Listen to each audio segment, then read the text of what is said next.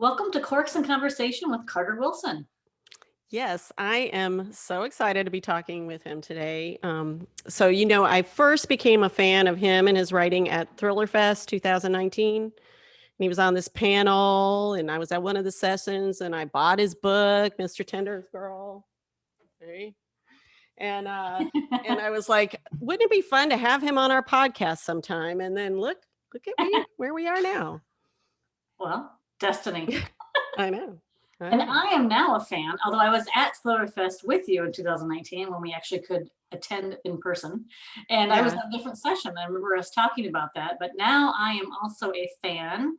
After reading Carter's about to be released, The Dead Husband, if you're watching us on YouTube, I'm holding up this great cover. I love the cover. Mm-hmm. And I have to say, I'm also a fan of Carter's newsletters, which we'll talk about a little bit later. They're pretty great. So let's get into some background on Carter before we actually let him chime in. Carter is a USA Today and #1 Denver Post best-selling author, has written 7 critically acclaimed standalone psychological thrillers, including The Dead Girl and 2A, and Mr. Tender's Girl, as Christie showed us, as well as numerous short stories. He's an ITW Thriller Award finalist, a 4-time winner of the Colorado Book Award, and his novels have received multiple starred reviews from Publishers Weekly, Booklist, and the Library Journal, which is a big deal if you're not, but it is a big deal, just trust us. And he lives outside Boulder, Colorado. His newest novel, The Dead Husband, is what we are calling a triumph of domestic suspense, right? Here it is, and perfect for spring and summer reading. It will be released on May 4th, so you can pre-order it now and read it right away when it comes into your mailbox on May 4th. And Carter just let us know that he's launching a podcast this May called Making It Up, and we will talk to him about that as well. Publishers Weekly did say, by the way, that The Dead Husband is an enthralling thriller. Wilson infuses his terrifying plot with intricate twists and turns, all totally credible. So, welcome, Carter. It's great talking with you today. Cathi and Christie, thank you for having me on your show. Yeah. Sure. All right. So before we get started, Carter, we usually talk about the wine because really, you're just kind of a impetus to get us to share about wine. Yeah. I'm glad I can do my part. Yes. And Carter said he liked a Malbec ordinarily. Today, he might not be sharing with us because he's reached a milestone. You want to tell him what you've been up to? So my drinking habit is as is probably typical for most writers, is consistent.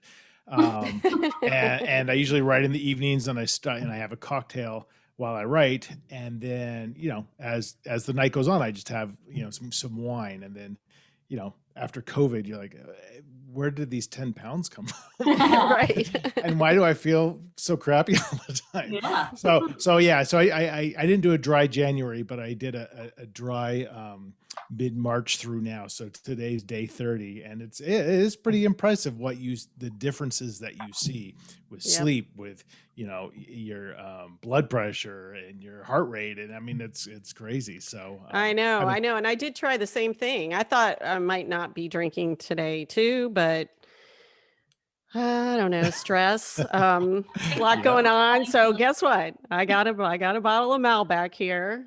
Mine's 1,000 Lives. Isn't that pretty? Oh, that's a great label. See, it's got that like a psychedelic elephant, and it was only $6.99 at Total Wine. We have Total Wine down here. Cathi doesn't have it up there. I do not have I live in South Dakota. We don't have much for options for. But you do have Costco. See, I don't have a Costco. I do, an hour away. And that's what I'm drinking. My favorite Malbec is actually from Costco, because I like inexpensive wine too. It's the Kirkland Malbec, and mine is like under $9, but it's a very nice Malbec as well. So I'm going to taste mine. Sorry, Carter. We'll tell you what it tastes like. I think week 2 was the week that it would be like, I could really go for a glass of wine right now, but now I'm okay. I will say the disadvantage in terms of weight loss is that whereas having a glass of wine would maybe quell some of my cravings at night before I have dinner or whatever. Now I'm just hungry. So then I find like I'm snacking on stuff more than I was. So for weight loss, not so great, but I did notice that too. It was like, when I would have gotten a glass of wine, if I ate something, then I wouldn't want the glass of wine as much, but then I'm eating something. So I don't know. Right. I guess Right. It's the sugars in the alcohol that some, they're giving you the calories that help with that at least. So.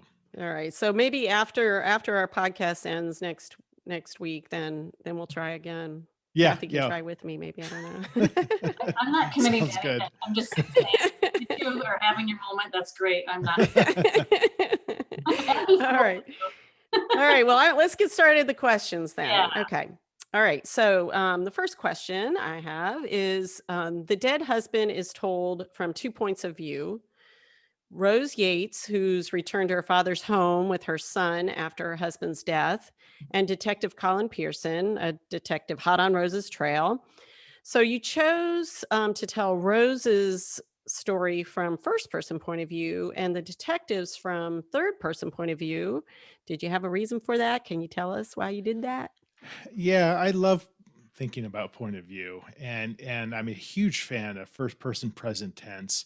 Particularly from a female perspective. I've written a few books like that, and I love the immediacy, and I love that you only know, what they see, what they hear, smell in that moment. They don't know what's around the corner. So whenever I'm going for that immediacy field, that's where I kind of delve into, and it's kind of more rare that I actually have a second point of view. So when I do, I usually try to distinguish it and have a little bit more distance between it, almost to kind of show like this isn't the main person, but this person's important. So Colin represented that for me. I wanted to be a little bit more analytical with him and less in his immediate voice. And you play around with it a little bit, but that's what felt the most comfortable for me. Well, I liked it. I liked how that went, and I like both the characters. Really, it's actually kind of weird. You didn't hate any of them. You like them, but you're like, boy, they shouldn't have done that, or that's terrible. But you like them. I like them. Yeah, and I think what I struggle with sometimes when I'm reading is, you get into that other character that you don't like quite as much, and you understand their importance, but then you're like, I want to go back. Right. So with Colin, I didn't ever spend too much time with him. Like there was enough so you know what he was doing and enough to know who he was as a person. But if you really wanted to see what was happening with Rose, you didn't have to wait too long. And that is a good point. Yeah, that was out of my own how I read books and what I like about books, and also not usually having the second voice so much in a book.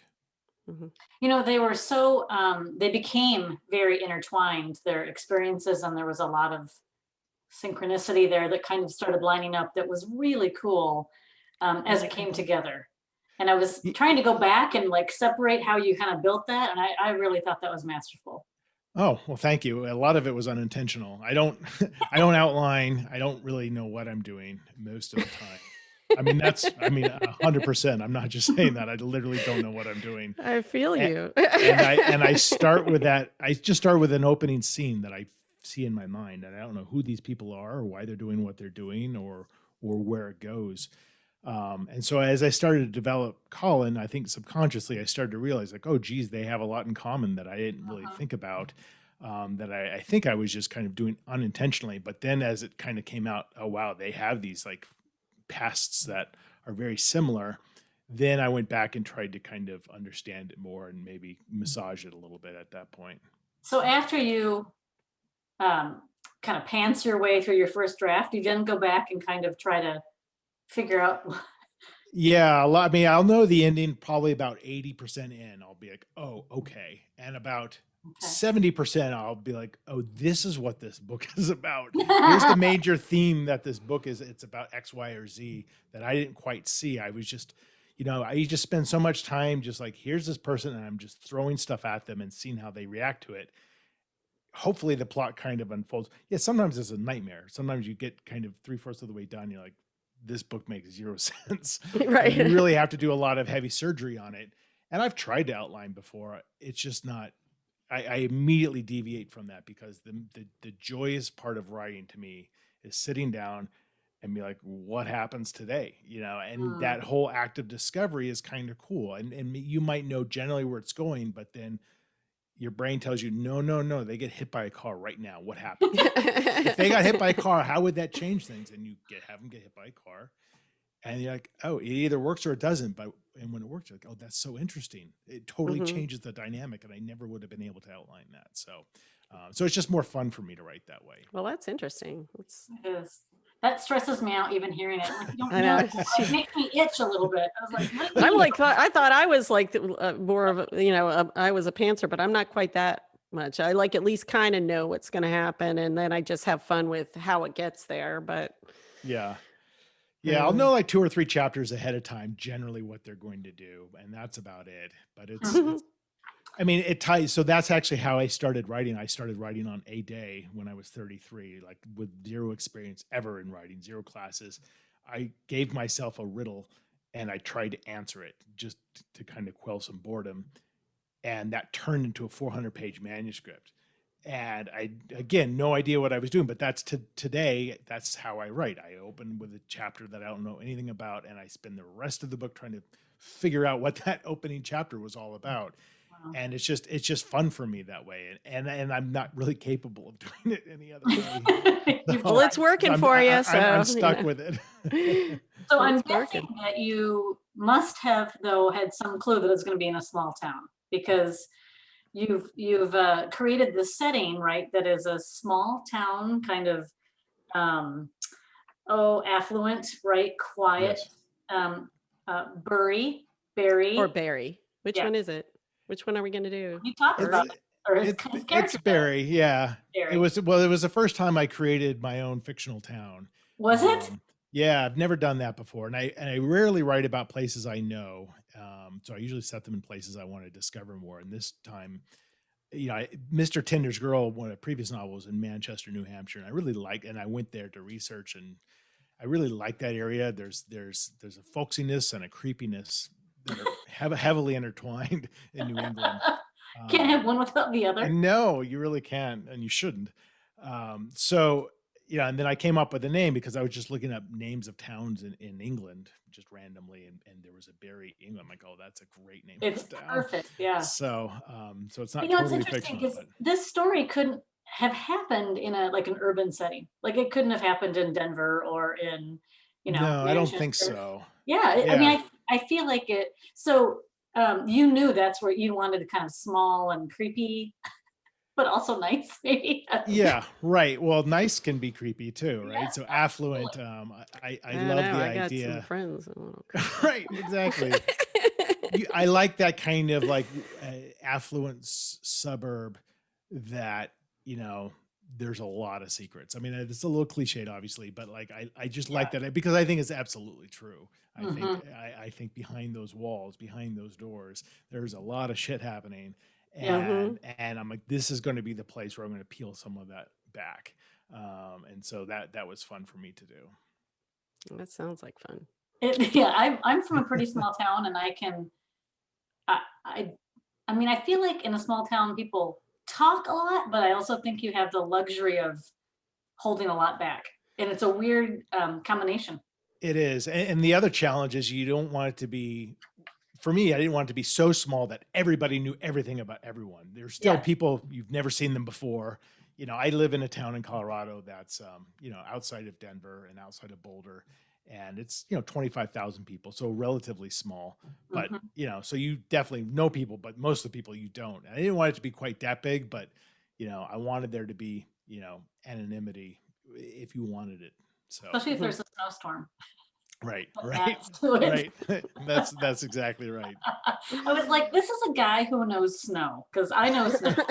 Christy does not know snow. I don't know snow. But I thought this is a writer who knows snow. I've been around a decent amount of snow in my life. Yeah. All right, so this is usually the time where we grab your little urn there. Christy likes to ask the author. Not an urn. No. It's a carafe. Carafe, sorry. Like she's talking most dead urns aren't people. Clear. Although there'd be a market for that. I know, right? Sorry. Don't ever miss your loved one. Get these clear urns. Got an idea. Okay. All right. So did you tell him what it was, or did I interrupt you? I'm going to ask you a question from It's like the question at the bottom of a bottle. So we call it like the question in a bottle, like that you No, would like the get worm to, in the like, tequila bottle. Yeah. exactly. You know, you're eating the Apparently- worm and then somebody gives you a question. Or And like I said, today. if you don't like it, we can pick a different one. But anyway, okay. So what obstacles would be included in the world's most amazing obstacle course? Ooh, that's kind of fun. I could think. Yeah, Oh, like well, obstacles in an obstacle course. Oh, that's not the question for me. I'm glad you got it. I think I think a real obstacle course has to have elements of that show Fear Factor where you have to eat. Oh no. It can't just be physical. It can't just be you have to climb a wall. No, you have to eat like the intestines of a pig Okay. or a No. live grasshopper or something like I would totally fail then. I because then probably you would totally fail. then you really winnow out kind of the people who the tough guys who are like no problem. And you're like, oh no, but you know, pig testicles, and they're like, I'm out. So Yeah, I that would be a would good add that. obstacle. Or like, you know, and I was thinking something like, you know, I think I would make something up like Like what? land-based piranhas that you have to run Right. through or something. Or you have to execute somebody. Where Oh, how now badly do you that's an want to win this obstacle. race? Right. Yeah. I The new Hunger Games right there. Woo. That's right. doesn't James Corden do something with gross food or gross things to eat when he asks people questions on his show? Oh, think maybe. I've seen- I think Yeah, I've seen I that would skit. believe that. Yeah. Mm. Anyway, all right. So now, I'd be you know, fessing up, man. sorry, but I'm going to take a sip of wine now. Yeah, no, right after pig testicles, you swim I away. know. Woo, Okay, Okay. so Christy, I know this next question we were going to talk about kind of harkens back to what Carter was talking about a minute ago. Oh, yeah. Because you had mentioned that when you first started writing and you wrote that 400 words or pages or whatever, 400 words. Yeah, I got done in 400 words. I'm a writer. Can you tell? Like, I mean, we're the ones drinking wine and he's not because, you know. All right. So you were bored at a conference? It was actually at a continuing education class for an appraisal license I used to own. Okay, that explains it. It was like an 8-hour, I don't need to be here kind of class. Ugh, phoning it in. Because I was thinking, you know, we have so much fun at our conferences. I don't think we Yeah. would be. You know, but No, I wasn't at a conference. Okay, all right. So, and then you had also, when we're talking back to the beginning, you said that you had 3 or 4 books that were published that weren't published before you sold your first book, that you That's had right. written 3 or 4. And which I think is good news for writers, I think, because it is Practice hard to books. get published. Yeah. Realistic, probably. And they probably shouldn't have been published. So it was, you know, I think that's important too, is like, I know people who they write a book and then they either struggle to get an agent or they get it published and they self-publish, and there's nothing wrong with that, but sometimes it's not ready for the world, right? So I Right. learned a lot I preach the value of rejection all the time because there's one, a lot of it in the publishing industry, and 2, there's a lot to be learned from it. So, you know, if you can, you know, eject your ego a little bit and just embrace what people are telling you from different viewpoints and know how to kind of digest that and see what makes sense and use that to your advantage as a writer, it's tremendous because it's thousands of dollars worth of free advice. Right. So, you know, I really think it's now, of Listen course, to if our I publish my podcast, first, everybody, because That's you will right. get that free advice. So did you? 100%. So Carter, you had secured an agent, right? But you just didn't sell those first 2 books. Is that right? Yeah, but I got an agent with my first book, but that was, you know, after a year and 75 rejections. So, you know, I was learning, I didn't know anything about the publishing industry. That's or how writing in Cathi and I general. started. That's why we started this whole thing. We were at a conference and we're like, we don't know what's going on. And so we started blogging and learned a lot. We're still not published, but we're getting there. But Mhm. isn't that essential? Because what Yeah. I've learned, and I have a very strong business background, which was tremendously helpful, is that, you know, it's an industry, it's a business, and as an author, writing is just one element, being part of a team that's publishing books. You have a responsibility, and you have to know interpersonal relationships, and you have to establish, relationships with people at conferences, and getting to know all that stuff is like what you guys are doing. How many people now because of what you've done through your podcast is crazy. And that's so that all is helpful. Just the idea that you're sitting in a box writing, and your stuff is magic, and you send it off, and the gods will do what they want with it, is kind of BS. Like you have to market, you have to understand PR, all that stuff is really critical. Yeah. So when you finally secure an agent, right? You've got your first book, it doesn't sell. Agent finally at some point says, we're just going to cut our losses. I'm not sending it out anymore. Right. You start on number 2, and then same thing. I started at number 2, like halfway into that rejection process, because I panicked because, again, not knowing anything about the industry. I'm like, if she had told me, look, I'm going to send this to about, 15 to 20 places that I'm tight with. And so I knew once rejection 10 was in, I'm like, holy shit, why would she not drop me if everybody says no? Like, why I furiously wrote a second book. And then we got into a rhythm. It was like rejections take about a year, and then I would have a book done by the end of that. Okay. But after those 3 full books were rejected, I went through and looked at all of, these New York editors were reading my book, which was amazing, and writing me 3 or 4 paragraphs about why they didn't like it.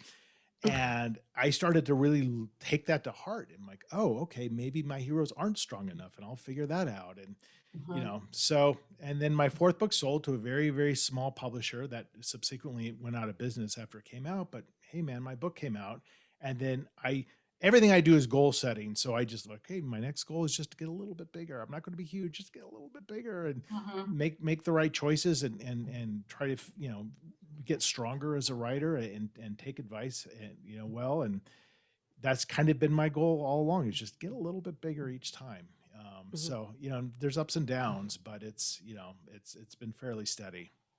But the consistent improvement, I think, is, right. We can't be in this business for the short term. It's got to be the long term.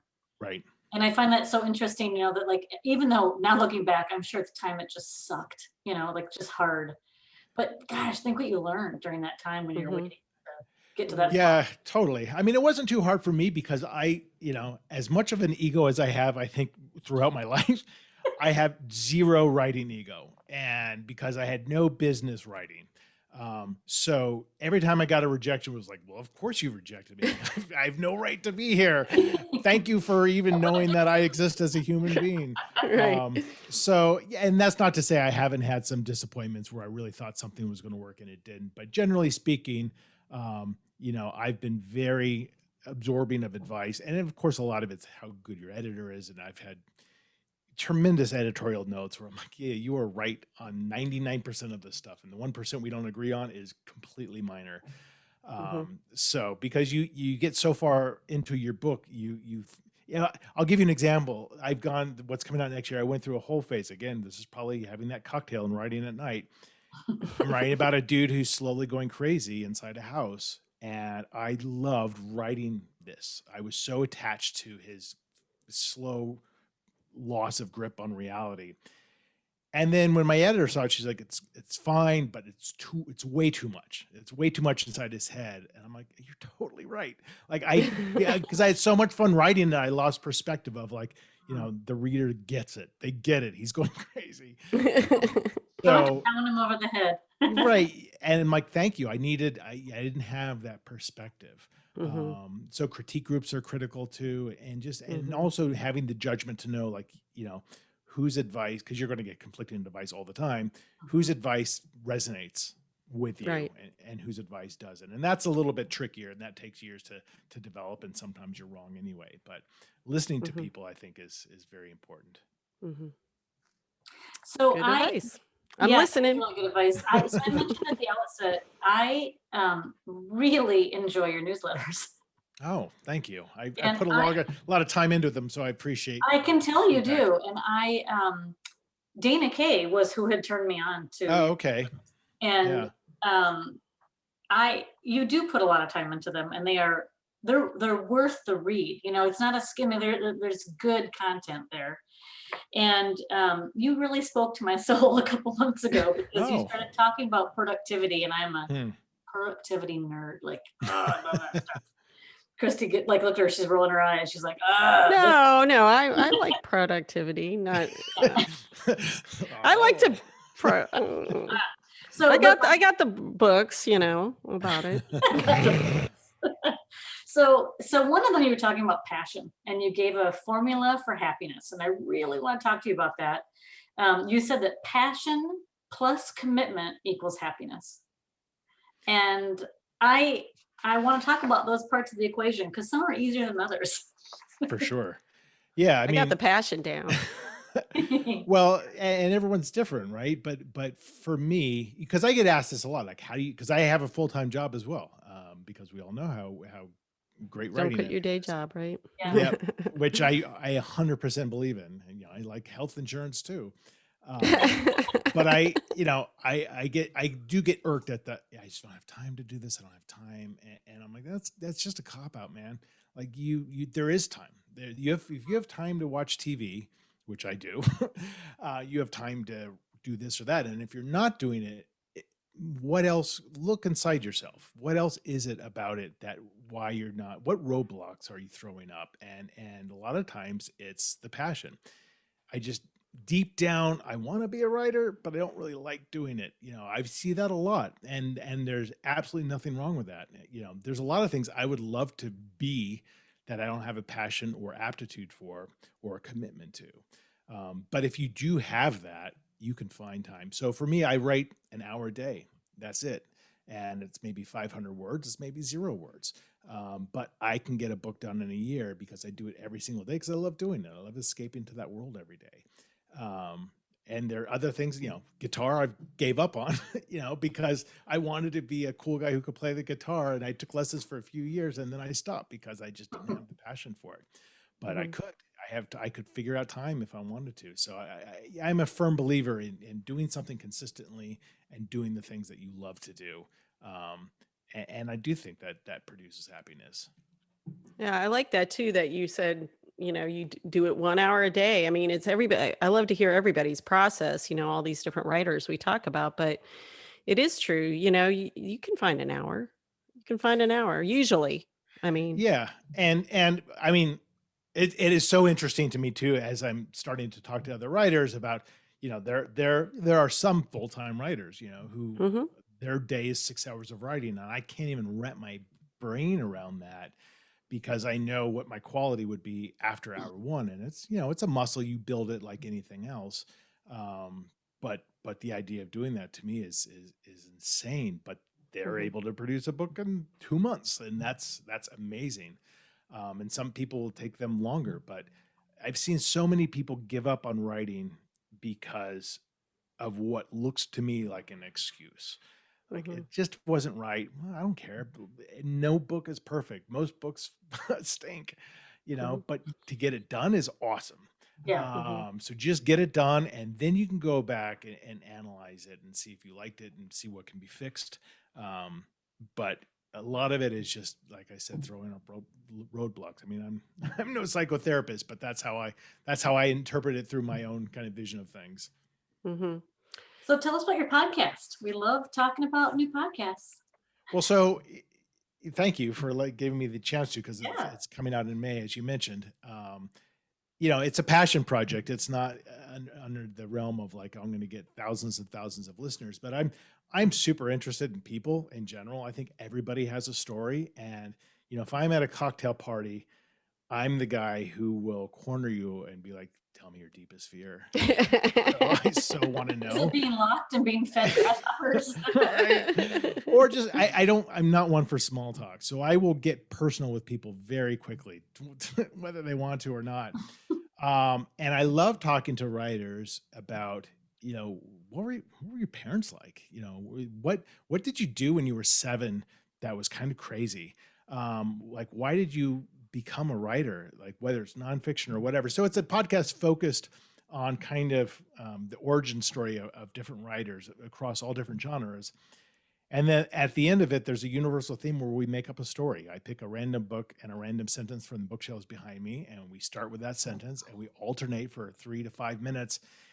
And That sounds so fun. It's super fun because, and it's so interesting to see the chemistry, how you play off somebody else and where it goes, and shifting points of view, shifting characters. I just did one the other day where I was talking from a male point of view and she was talking from a female point of view, a married couple. And so it was shifting every sentence from her. I'm like, this is great. It was so interesting. So anyway, that's why it's called Making It Up. And yeah, I'm having a lot of fun with it so far. Well, really exciting. We can't wait. Yep. All right, we got one final question for Carter. Sure. Oh, yes. Oh, yes. This is a question that appeases our mysterious foodies out there that would love your obstacle course, I guess. And it is, which of your characters would you like to share a meal with, and what would it be? Oh, that's a really interesting question. There's a lot of characters I would like to share drinks with. A lot of my characters are big time drinkers. But I'm going to have to go Alice from Mr. Tender's Girl, who's the protagonist, simply because she was a victim of a horrible stabbing when she was young. She doesn't use knives. So I'd like to have dinner with her and be served a steak and see how she tries to navigate that option. We're picking it up. Right. So she actually has her butcher pre-cut her steaks for her when she shops. But I don't know what she does at a restaurant. She That is doesn't an get out much. excellent answer. I know. Wait a minute. Okay. That's what I'm trying to rate your answer, but that's really creative. I'd like to have a meal with someone who cannot pick up their food appropriately. Right, just for the amusement of it. I know. Oh, this is Go incredible. caveman style. So, Carter, if our listeners have any questions about you or want to get a hold of you, what's the best way to do that? My website for sure, carterwilson.com, and you can sign up for the newsletter there, and I'll have my episodes of my podcast kind of be a launching pad there as well. All right, that Great. sounds great. And we'll, of course, put the links on our website. And it's been fun, guys. Yeah, absolutely. Cathi Yeah. and Christie, I really appreciate Sure. our chat, and it's always fun to talk about writing. It is. Yeah. And And not taking So away. maybe once we get published, we can be on your podcast, because that sounds like fun. 100%. That would be great. I haven't done an interview with two people at once, so that would be great. Oh, there you go. Yeah. The Dead Husband Okay. comes out May 4th, and this episode will launch a little bit before that. So pre-order it wherever you get your books. Hopefully, indie booksellers. All right. So all we Awesome. have left is like a little bit of a cheers. We can do it with water. She's pouring more wine, I see. Yeah, I did. I have my Colorado water bottle. Yeah, there you go. Cheers. Thanks, you two. I really appreciate Thank the you. time. Thanks. care. Sure.